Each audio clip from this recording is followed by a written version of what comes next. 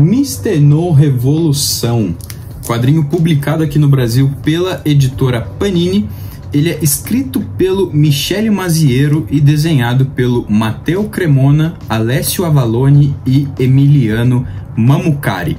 Mas antes de eu falar desse quadrinho, não esqueça de deixar o seu gostei nesse vídeo, de se inscrever no canal, de compartilhar, de ativar o sininho e, caso você tenha interesse, vire um membro também aqui do canal. Com R$5 você já tem todos os benefícios. Vai ter o botão aqui embaixo de Seja Membro, ou tem o link na descrição também, o que for melhor para você.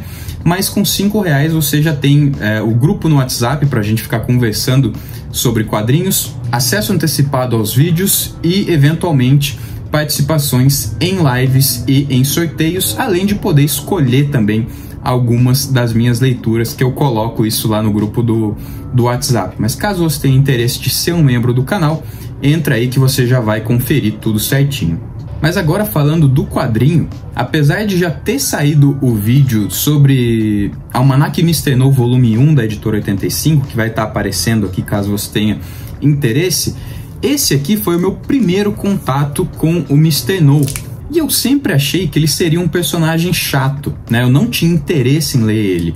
Tanto que se eu tivesse que listar os personagens da Bonelli que eu menos tenho interesse em ler, seria o Mr. No, mas isso agora já caiu por terra porque eu gostei bastante, e o Zagor, que não li nada até agora e por enquanto nem pretendo. Mas eu fiquei interessado em ler esse quadrinho aqui, conhecer ele por essa edição, porque ele é muito diferente dos quadrinhos tradicionais da Bonelli, né? Começando pelo tamanho, que ele é bem maior, só para comparar com o formato italiano aqui, olha a diferença. E ele é originalmente publicado colorido, né? Não é igual os Dylan Dog da Panini, por exemplo, que são histórias em preto e branco que foram colorizadas depois. Esse quadrinho aqui é inteiramente colorido desde a sua criação. E essa edição aqui que eu tenho é a edição Ômnibus que a Panini lançou. É um ônibus pequeno, acho que nem deveria ser chamado de ônibus, mas ela compila a minissérie Revolução que a Panini já tinha lançado antes em 3 encadenados capa dura, né? E cada encadenado tem o nome da história, que são Vietnã, Califórnia e Amazônia. Essas 3 estão compiladas aqui dentro desse Mr. No Revolução Ômnibus. E esse quadrinho tem todo esse tratamento diferente porque ele foi publicado num selo da editora Bonelli, que é um selo chamado Audate, que é como se fosse uma Vertigo da editora Bonelli, né? Que é um selo em que histórias mais adultas são publicadas. Pessoalmente, eu acho que a Bonelli tradicional já é uma editora de quadrinhos adultos. Eu, pessoalmente, não sei de nenhuma história mais infantil da editora Bonelli, mas faz sentido ter esse outro selo porque nessa história tem violência mais gráfica, tem cenas de nudez um pouco mais explícitas, que são coisas que não acontecem nos quadrinhos tradicionais da Bonelli, então faz sentido ele ser publicado nesse selo diferente. E esse quadrinho ele se propõe a recontar a origem do Mr. No de um jeito um pouco diferente, né? O Michele Maziero, né, que é o autor, ele partiu do princípio de que e se o Mr. No tivesse nascido 25 anos depois do que ele nasceu, né? Porque a grande guerra em que o Mr. No lutou foi a Segunda Guerra Mundial, e aqui com esse passar do tempo, a grande guerra que ele lutou foi a Guerra do Vietnã, que é exatamente a primeira história desse encadernado. Mas o nome verdadeiro do personagem não é Mr. No, tá? O nome do personagem é Jerry Drake, e Mr. No é um apelido que ele ganha ali logo na primeira história, mas eu não vou falar sobre isso para não dar spoiler aqui. Você realmente vai ter que ler para entender o que significa esse Mr. No, que é uma coisa bem interessante e até onde eu sei é diferente do significado original do personagem, mas isso eu não tenho certeza, é mais coisa que eu lembro de ter ouvido. Mas como eu disse, a primeira história se passa no Vietnã, e todas as 3 histórias aqui dentro vão ser contadas de um jeito que se passa em 2 tempos diferentes, né? Vai ter o tempo presente ali da história e vai ter o passado, a partir de memórias do personagem que vão fazer sentido com a história que está sendo contada no presente. Então todas as 3 histórias aqui têm esse tipo de construção ali na história. E a minha favorita delas foi justamente a primeira, que é a do Vietnã. Essa história vai começar mostrando a equipe ali do Jerry, do regimento ali que ele faz parte no exército, tendo que ir de um ponto ao outro, né? Um ponto ali de coleta em que eles vão se encontrar com outros soldados. E enquanto eles vão fazendo essa travessia ali pelo local, eles vão fazendo uma varredura por onde eles vão passando, né? Acaba tendo a morte de algumas pessoas ali. E desde o começo a gente já percebe que o Jerry é um pouco diferente das outras pessoas que estão ali. Porque tem alguns soldados que gostam de matar, gostam da violência, gostam da brutalidade, tratam os Vietcongues que nem lixo também. Isso é uma coisa que o Jerry não faz, ele não tem prazer nenhum em estar ali. Ele é um pouco mais humano que os outros, digamos assim, e tem algumas partes que chega a beirar uma inocência, assim, porque ele tá num lugar muito perigoso, né?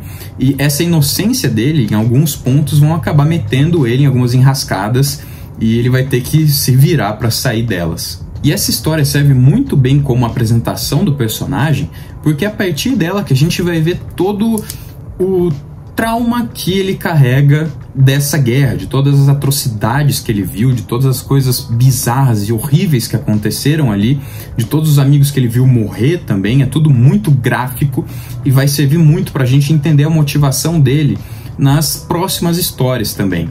E a parte principal dessa primeira história é que o Jerry, junto com 2 colegas ali do exército, vão acabar sendo capturados por Vietcongues e vão ter que se livrar ali dessa situação. Muita coisa ruim vai acontecer ali, mas você sabe que eventualmente ele vai conseguir sair dali porque tem mais histórias e ele continua vivo, né?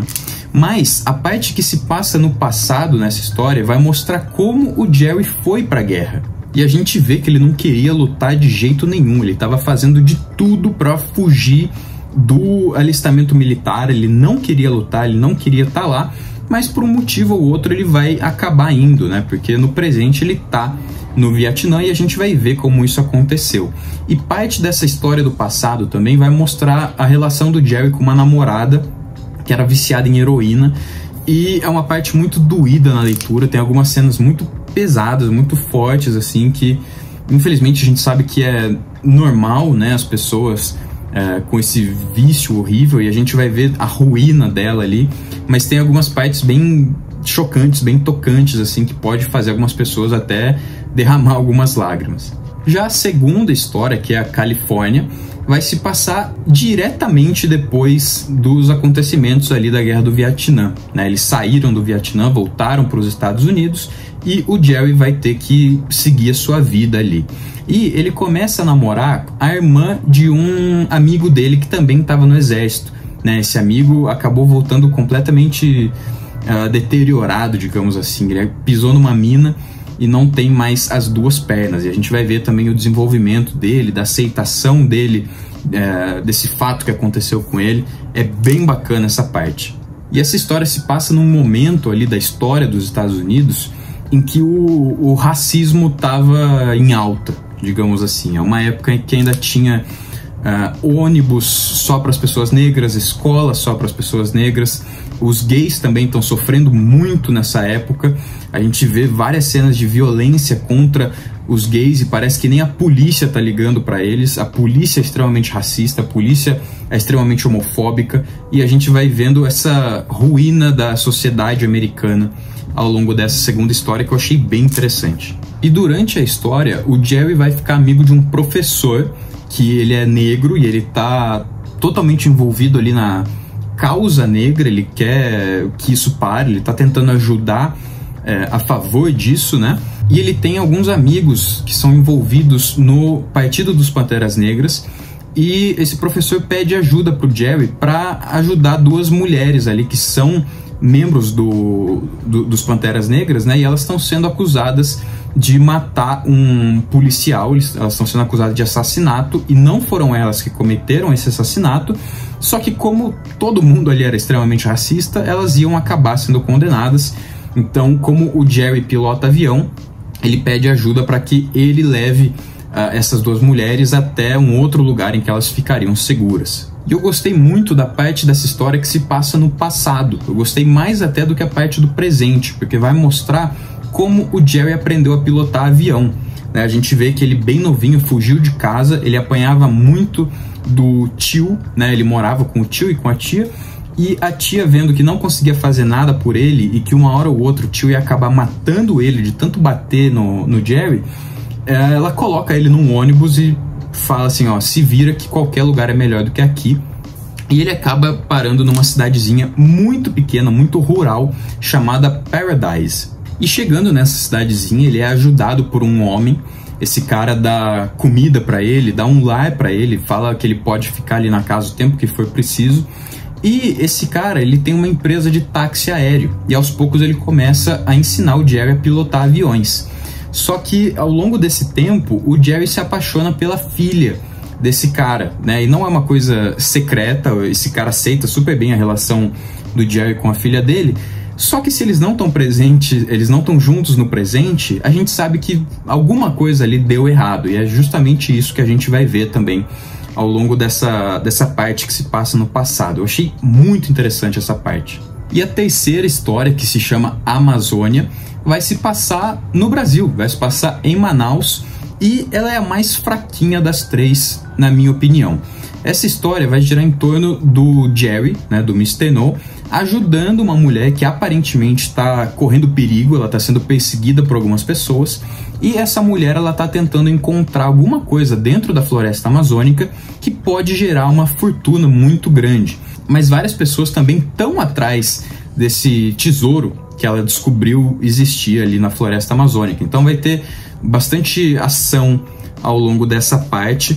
E é uma história bem simples, assim, não é ruim, mas eu acho que ela não acrescenta nada à história e ela não é tão boa quanto as duas primeiras, mas também não é uma história ruim, só acho que fica bem abaixo das outras duas, que realmente são muito boas. E eu não posso falar muito mais dessa parte do presente, porque realmente isso que eu contei, se eu contar além disso já vai ser spoiler, né? Vão ter algumas reviravoltas ao longo da história, obviamente, não vai ser só isso, mas que eu também não acho legal falar aqui para não acabar estragando a leitura de quem for ler esse quadrinho.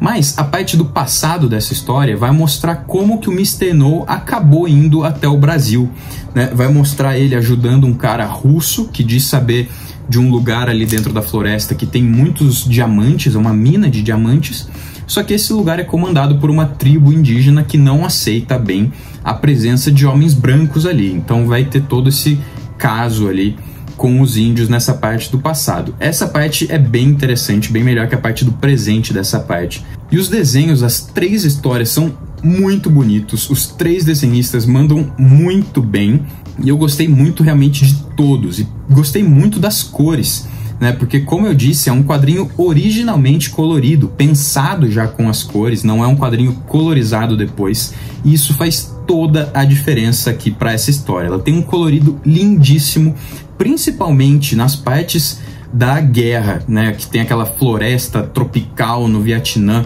é muito bonito. As partes em São Francisco também são muito bonitos, muito ensolarado, realmente assim, enche os olhos olhar esses desenhos com essas cores, é tudo maravilhoso. O ponto alto assim é o desenho para mim. O desenho é 100%, não tem do que reclamar dos desenhos desse quadrinho, e eu acho que faz jus a história, né? O complemento da história propriamente dita com os desenhos fica praticamente perfeito. Então, para finalizar, eu acho que é um quadrinho muito bom, que vale muito a pena, independente se você achar essa edição ônibus, se você achar as três histórias separadas, é muito bacana, e eu acho um ponto de partida muito bom para quem nunca leu nada do personagem, como era o meu caso. Tenho certeza que você vai querer ler mais do Mr. No, assim como eu também quero, e eu recomendo muito o Almanac Mr. No número 1 da editora 85. Por enquanto é uma das melhores leituras que eu fiz esse ano, e a melhor leitura que eu fiz da Bonelli como um todo na minha vida, assim. Não que eu li muita coisa da Bonelli, mas enfim, é bom nesse nível, então vale realmente muito a pena. Mas, se você já leu esse quadrinho, deixa aí nos comentários se você gostou, se você não gostou, o que você acha dele, se você já era fã do Mr. No, se você nunca leu nada do personagem. Caso você tenha se interessado por esse quadrinho, aqui embaixo na descrição do vídeo vai ter um link de compra para ele na Amazon, e comprando ele ou qualquer outra coisa por meio desse link, Você ajuda demais o canal com uma pequena comissão, não muda nada para você, mas faz toda a diferença aqui para o canal. Então, entra aí pelo link e dá uma força. Mas caso você tenha gostado do vídeo também, não se esqueça de deixar o seu like, de se inscrever no canal, de compartilhar esse vídeo com alguém que você acha que possa se interessar por esse tipo de conteúdo. Ative o sininho também para não perder nenhuma notificação de vídeo novo que apareça por aqui. E caso seja do seu interesse, vire um membro também, confira aí todos os benefícios, o valor. Se for do seu agrado, seja muito bem-vindo. Mas era isso que eu tinha para falar no vídeo de hoje. Muito obrigado por assistir e um abraço.